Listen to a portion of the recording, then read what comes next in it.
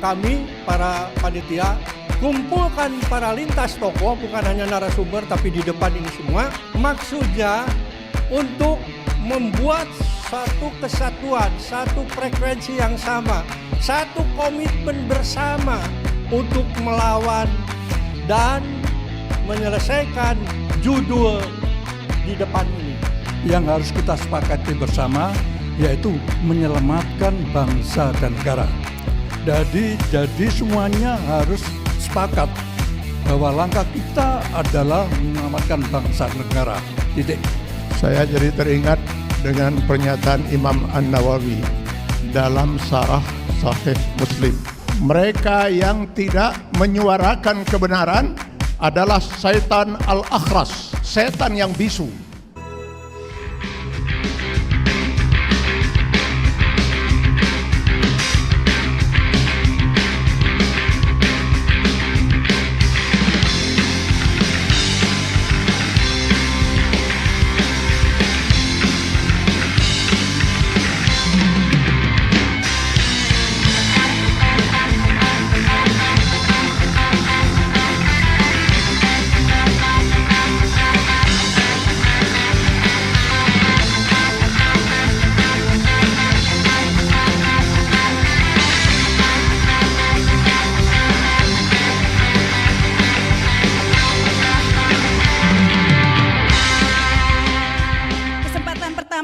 Saya berikan kepada Bapak Dindin Maulani, silakan Pak Dindin.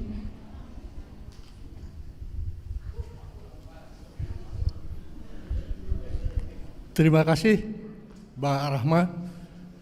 Ya, itu kelebihan dari Mbak Rahma sebagai moderator merangkap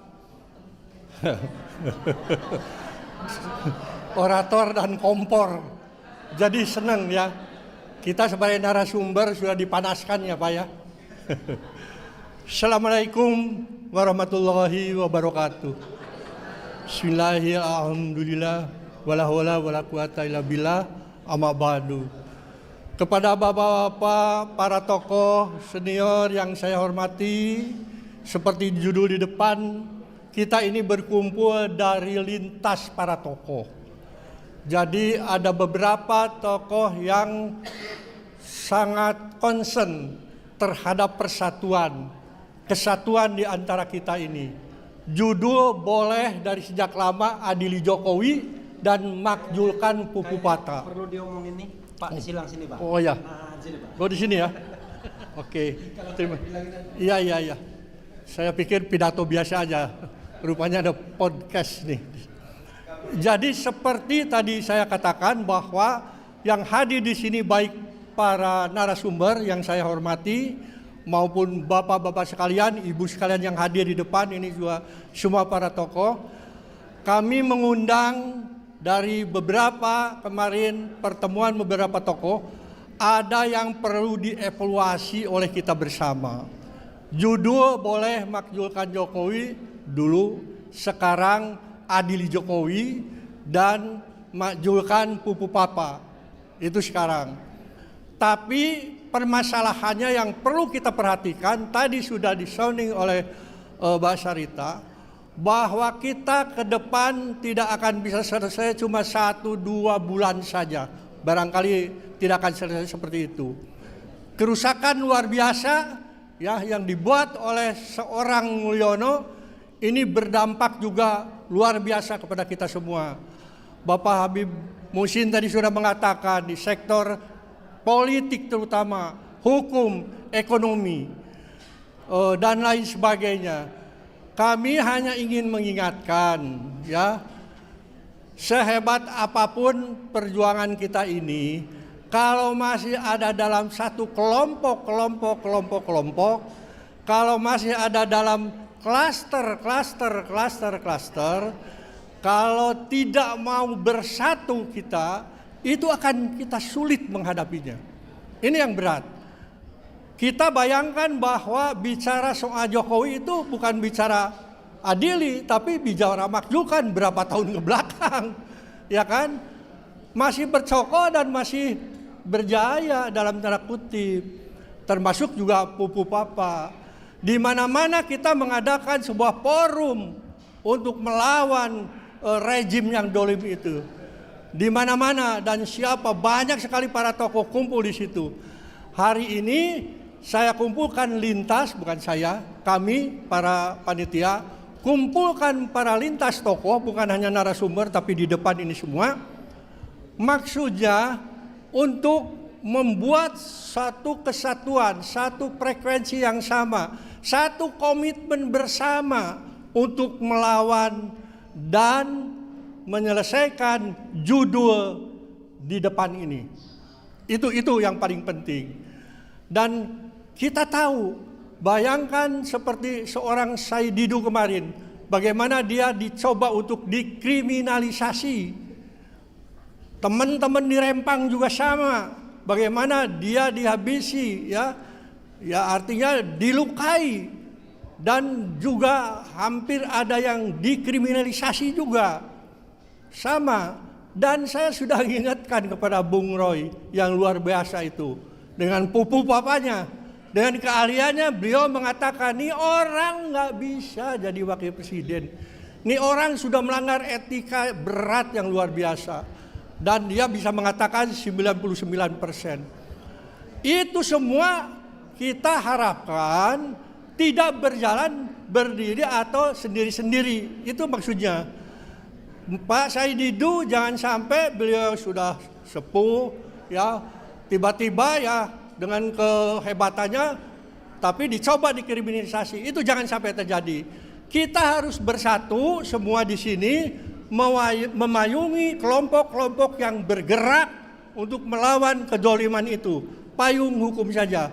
Bentuknya terserah nanti Mbak 1 menit Rama, lagi ya, maaf. Ya, bentuknya dalam bentuk forum, bisa juga dalam bentuk kaukus. Kaukus para tokoh lintas di sini, mau agama, nasionalis, umat dan lain sebagainya, profesional, kumpullah dalam satu payung. Ya, kita siap mewayungi klaster-klaster pergerakan, klaster-klaster perjuangan. Karena tidak semua kita bisa berjuang turun bawah, apabila terjadi sesuatu, payung inilah yang mewayungi bersama. Kita lawan rejim dolim bersama, insya Allah berhasil. Saya kira itu saja karena waktunya yang pendek. Wassalamualaikum warahmatullahi wabarakatuh. Waalaikumsalam. Terima kasih. Ya, terima kasih ini Pak Dindin ya. Sekali lagi tepuk tangan untuk Pak Dindin. Ya, selanjutnya ini perwakilan dari Purnawirawan.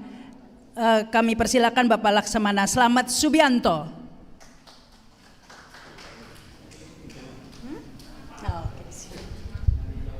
5 menit ya Pak ya. Pendek sekali. Tambah dikit nggak apa-apa deh. Assalamualaikum warahmatullahi wabarakatuh. Merdeka! Merdeka! Merdeka! Saya ingin menggarisbawahi apa yang disampaikan oleh yang pertama, Bapak mana? Persatuan kesatuan itu. Kita tidak akan bisa melaksanakan itu, judul itu, apabila kita tidak bisa bersatu. Nah, untuk itu kita harus menetapkan satu tujuan yang harus kita sepakati bersama, yaitu menyelamatkan bangsa dan negara. Jadi semuanya harus sepakat bahwa langkah kita adalah menyelamatkan bangsa dan negara. Titik. Nah, oleh karena itu, masing-masing klaster harus mulai menyiapkan kekuatan, menggalang kekuatan, menjahit kekuatan untuk bersama-sama melakukan tindakan apabila perlu adalah tindakan 98 yang kedua. Itu yang harus kita lakukan. Karena semua yang ada saat ini tidak bisa kita harapkan. Tidak bisa kita harapkan. Jadi kita harus melakukan langkah besar, melakukan persiapan diri, menjahit kekuatan untuk merobohkan pemerintahan ini. Setuju nggak? Setuju nggak? Setuju itu loh ya. Nah, baru kita tata. Berkali-kali kita membuat suatu deklarasi, diabaikan, dianggap angin lalu. Tapi kalau kita bisa menggalang kekuatan, kita duduk MPR, baru bergetar mereka semuanya. Ya, oke, setuju nggak? Oke, saya ingin menyatukan hati-hati yang ada di sini menjadi suatu kesatuan hati untuk berjuang menegakkan kebenaran di negeri ini, untuk menyelamatkan bangsa dan negara ini. Ya, saya nggak terlalu panjang. Saya ingin kita ikrar bersama. Ayo, tolong berdiri. Ya. Saya harapkan ikrar ini menyatukan hati kita untuk menjadi satu tekad perjuangan merobohkan rezim yang tidak bertanggung jawab ini. Angkat tangan kanan ya. Ikuti kata-kata saya. Aku bersumpah demi negeri ini.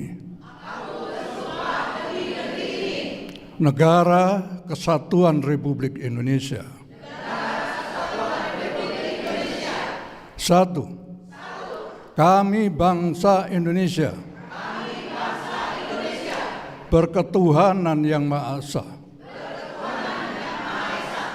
Dua, kami bangsa Indonesia,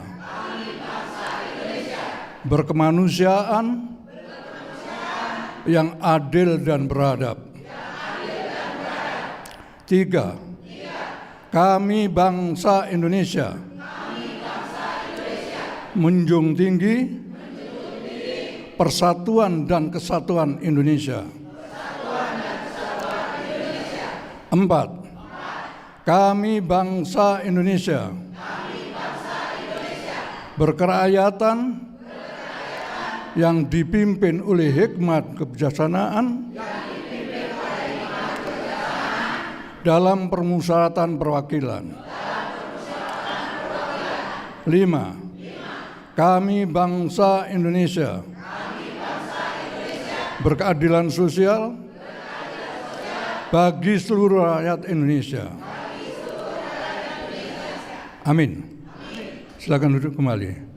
Nah, ikrar itu saya harapkan bisa menyatukan kita, menyatukan langkah kita, menyatukan kekuatan kita untuk merobohkan pemerintah yang ada.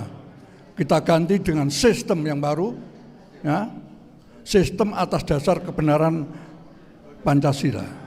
Saya kira demikian. Saya akhiri. Wassalamualaikum warahmatullahi wabarakatuh. Waalaikumsalam. Terima kasih Pak. Tepat waktu kok Pak. Tapi sebenarnya ini kita ada waktu sampai azan ya. Jadi agak ya masih ada 40 menit lagi lah ya sampai azan. Ya, kesempatan selanjutnya kami berikan kepada Bapak Kiai Haji Atian Ali Dai MA. Silakan, Bang.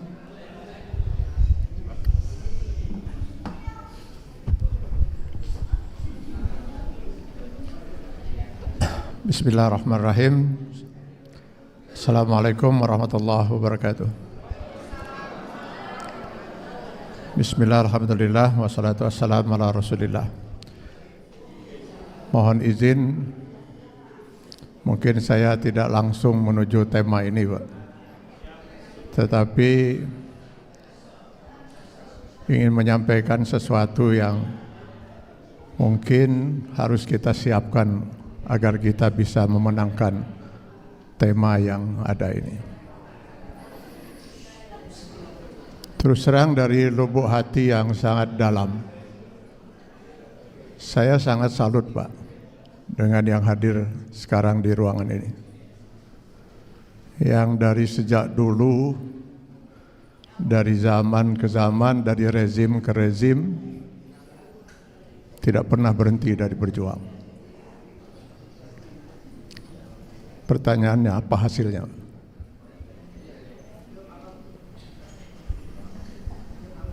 Kita hanya kumpul seperti ini, lalu berorasi, lalu sekali-sekali kita berdemo. Setelah itu, kezaliman terus berlangsung. Dan kembali kita akan menunggu lagi untuk berkumpul lagi seperti ini. Lalu kemana sebenarnya 270 juta rakyat ini? Yang konon katanya mayoritas penduduknya Muslim. Kondisi ini sudah disinyalir oleh Rasulullah SAW 16 abad yang lalu. Saya khawatir, kata Rasulullah, umatku di kemudian hari keberadaan mereka tidak lebih dari hidangan yang diperebutkan oleh orang-orang yang sangat rakus dan lapar. Sudah rakus, lapar. Kita hanya sekedar makanan yang diperebutkan oleh orang-orang yang rakus dan lapar, para oligarki dan budak-budak mereka, hamba-hamba sahaya mereka. Kita hanya sekedar menjadi hidangan makanan. Au min qillatin nahnu yauma idzin ya Rasulullah, adakah karena kondisi umat Islam pada waktu itu sangat sedikit? Tidak, kata Rasulullah. Balhum kasir. Jumlah umat Islam itu sangat banyak, tapi keberadaan mereka tidak lebih dari buih di lautan, terombang-ambing, tidak jelas arahnya kemana, dimanfaatkan oleh para oligarki dan hamba-hamba serta budak-budak mereka itu. Kita pun hanya menjadi penonton, dan besok lusa kita kumpul lagi di sini untuk berdiskusi lagi.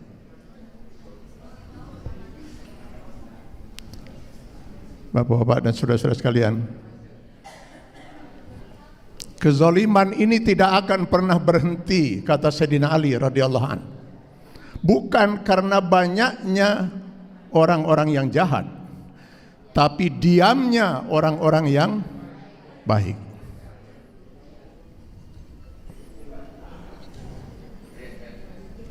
Lihat Pilpres kemarin, ketika umat bingung mana yang harus dipilih, apa kata tokoh-tokoh ulama dari ormas-ormas Islam besar itu? Kami para ulama netral. Dari mana yang namanya ulama bisa netral? Bukankah ulama itu adalah warasatul anbiya? Umat dihadapkan dengan satu hak, yang satu batil, yang satu haram, satu halal, lalu ulama kemudian bersikap netral. Netral itu kalau di mobil itu, maju enggak, mundur enggak, belok kanan enggak, belok kiri enggak.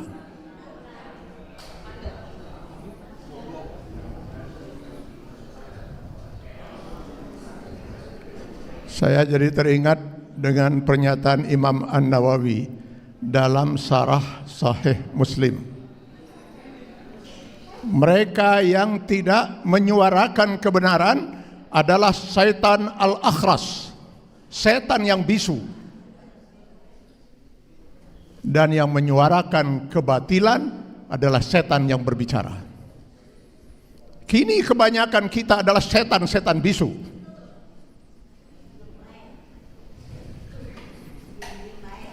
Para pejabat, para TNI, saudara-saudara kita yang di TNI, Polri yang masih aktif, para ulama, bisu semua menyampaikan kebenaran. Baru nanti mereka bersuara, mohon maaf, ketika sudah tidak menjabat, ketika sudah purnawirawan. Kemana para ulama? Para ulama kebanyakan sudah menjadi setan-setan bisu. Ini yang harus kita benahi, Pak. Selama ini tidak kita benahi, kita hanya berkumpul saja seperti ini. Tidak akan pernah kita bisa menyelesaikan masalah-masalah besar seperti itu. Karena itu saya sependapat dengan Pak Didin tadi.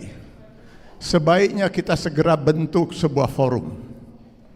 Sebuah forum yang bisa mengantarkan semua pihak yang masih ingin berjuang untuk merasa nyaman berada dalam forum itu. Lalu mari kita bicarakan, Pak, bagaimana membuat setan-setan bisu itu mau berbicara, agar kita bisa bersama-sama. Saya tidak pesimis. Islam mengharamkan kita pesimis, apalagi apatis. Tetapi kita tidak bisa optimis selama kita tidak pernah berjuang secara maksimal untuk memperjuangkan ini. Kata Allah, wa'iddu lahum mastata'tum. Kita harus menyiapkan dulu kekuatan itu, baru kita bisa berjuang. Mungkin waktu saya sudah habis ya. Sebenarnya tadinya saya mau minta waktu yang panjang karena saya 4 jam untuk sampai ke sini, Pak. Tapi baiklah, saya kira tidak ada masalah. Mudah-mudahan itu bisa saya sampaikan. Jadi mudah-mudahan saya tidak merampas hak yang lain. Sekian, terima kasih. Billahi taufiq wal hidayah. Assalamualaikum warahmatullahi wabarakatuh.